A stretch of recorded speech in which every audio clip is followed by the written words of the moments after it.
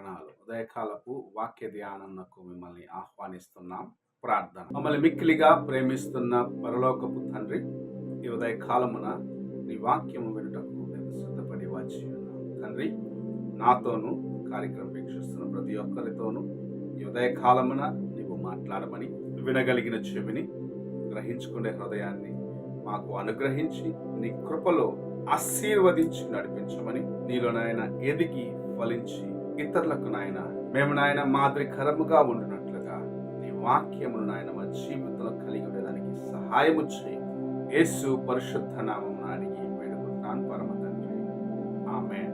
ఈ ఉదయకాలపు వాక్య భాగము ఎఫెసీయులకు రాసిన పత్రిక 6వ అధ్యాయము 11వ వచనము నుండి 13వ వచనం వరకు ఉన్న వాక్య భాగమును చదువుకుందాం. మీరు అపవాది తంత్రములను ఎదిరించుటకు శక్తిమంతులగునట్లు దేవుడిచ్చు సర్వాంగ కవచమును ధరించుకొనుడి. యాలయనగా మనము పోరాడున్నది శరీరులతో కాదు, గాని ప్రధానులతోనూ అధికారులతోనూ ప్రస్తుత అంధకార సంబంధులగు లోకనాథులతోనూ ఆకాశమండలమందున్న దురాత్మల సమూహములతోనూ పోరాడుచున్నాము. అందుచేతను మీరు ఆపద్దినమందు వారిని ఎదిరించుటకును సమస్తము నెరవేర్చిన వారై నిలువబడుటకును శక్తిమంతులగునట్లు దేవుడిచ్చు సర్వాంగ కవచమును ధరించుకొనుడి. మనము చదివిన ఈ వాక్య భాగము అనేక సార్లు చదివి ధ్యానించిన వాక్య భాగం. ఇక్కడ అపోస్తలుడైన పౌలు ఎఫెసీ సంఘమునకు రాయిచు తెలియపరుచిన కార్యము, మనము పోరాడేది శరీరులతో కాదు, అనగా మాంసముతో రక్తముతో కాదు, కానీ మనము పోరాడినది అపవాది యొక్క శక్తులతో, చీకటి కార్యములతో, బలహీనపరిచేదానికి నీకు కనరాని అనేక కార్యములు నీ ముందు ఉంటూ నిన్ను కృంగదీస్తున్నాయని చాలా తేటగా హెచ్చరిస్తూ ఉన్నారు. ఈ ఉదయకాలమున అనేక సార్లు మనము ఎదుట ఉన్న వ్యక్తి నాకు కీడు తలంచుతున్నవాడుగా ఉన్నాడు అని ఆలోచిస్తూ ఉంటాము.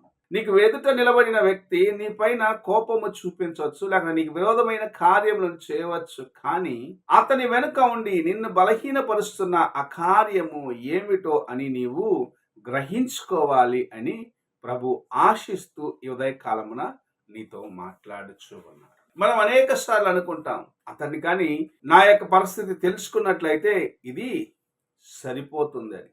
అయితే అసలైన విషయము, అతని వెనుక ఉండి అతన్ని ప్రేరేపిస్తున్న ఆ బలహీనతకు కారణమైన కార్యమును నీవు ప్రార్థనలో గద్దించినప్పుడు, నీవు ప్రార్థనలో ఆ వ్యక్తిని ప్రేరేపిస్తున్న కార్యం ఏమిటో అని నీవు ప్రార్థనలో దాన్ని గద్దించి బంధించినప్పుడు మాత్రమే విడుదలను నీ జీవితములో చూడగలవు. నీ జీవితములో దేవుని కార్యములను నీవు ఇంకా అనుభవించాలంటే నీవు మొదటిగా నీకు ముందుగా ఉన్న దురాత్మ శక్తులను, అంధకార శక్తులను, చీకటి కార్యములను, నీకు ముందుగా ఉన్న ప్రతి కార్యమును దేవుని ముందుకు తీసుకొచ్చి, అయ్యా నన్ను కృంగదీస్తున్న ఈ కార్యములో, ఈ విషయంలో నేను జయము పొందేదానికి నాకు సహాయము చేయము.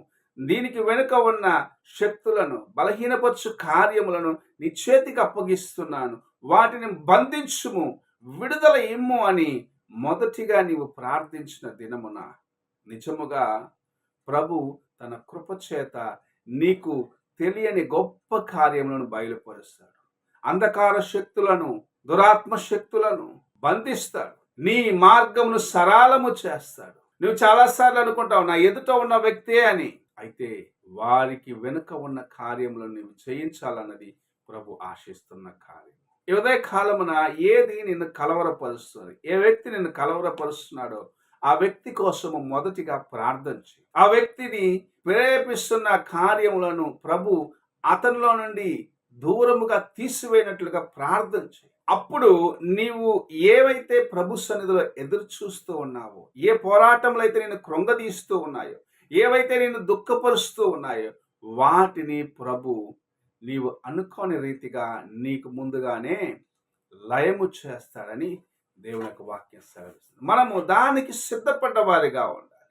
కింద మనం చూసినట్లయితే మనం వేసుకోవాల్సిన, లేక మనం ధరించుకోవాల్సిన సర్వాంగ కవచమును గురించి ప్రభు చెప్పటం చూడగలము. ఈ ఉదయ కాలమున నీవు ధరించుకోవాల్సిన సర్వాంగ కవచము అనగా నీ తలకు శిరస్త్రావణం, నడుముకు సత్యమనే దట్టి, నీతి అనే మైమరు, ఇవన్నీ నీవు ధరించుకొని దేవుని వాక్యం అనే ఖడ్గమును చేత పట్టుకొని ప్రార్థనలో శత్రువుని నీవు ఎదుర్కొన్నప్పుడు ప్రభు నీకు సహాయము చేసేదానికి సిద్ధముగా ఉన్నాడు.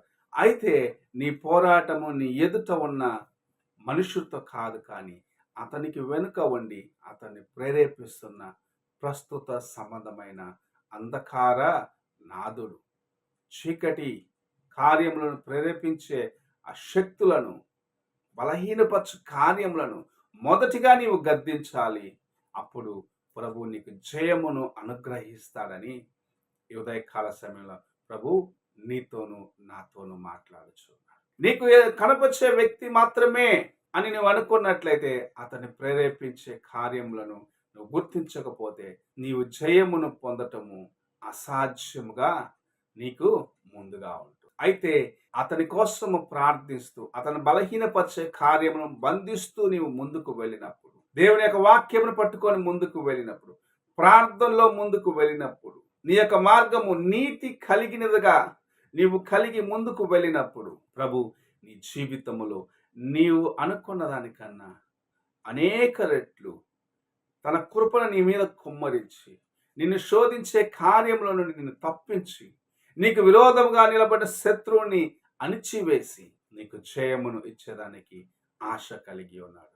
ప్రార్థనతో ఆయన ముందుకు రావాలి, ప్రార్థనతో ఆయన కృపను వేడుకోవాలి. అప్పుడే ప్రభు నీవు అడిగి ఊహించిన దానికన్నా గొప్ప కార్యములు నీ జీవితంలో చేసి నిన్ను ఆశీర్వదించగలడని దేవుని యొక్క వాక్యం సెలవిస్తుంది. ఈ ఉదయకాలమున ఎలాగున్నావు?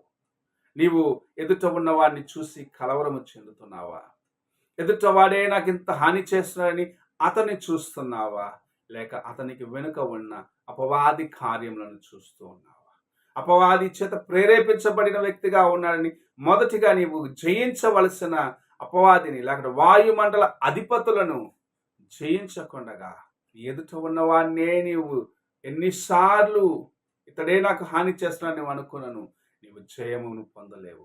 ప్రభు ఉదయకాల సమయంలో సెలవిస్తూ ఉన్నాడు. నీవు అపవాది కార్యములను గుర్తించి నీకు విరోధముగా నిలబడిన వాడి కోసం ప్రార్థన చేసి జయమును పొందు. అప్పుడు నీ ద్వారాగా అనేకులకు ఆ ఆశీర్వాదమును నీవు ఇవ్వగలవు అని.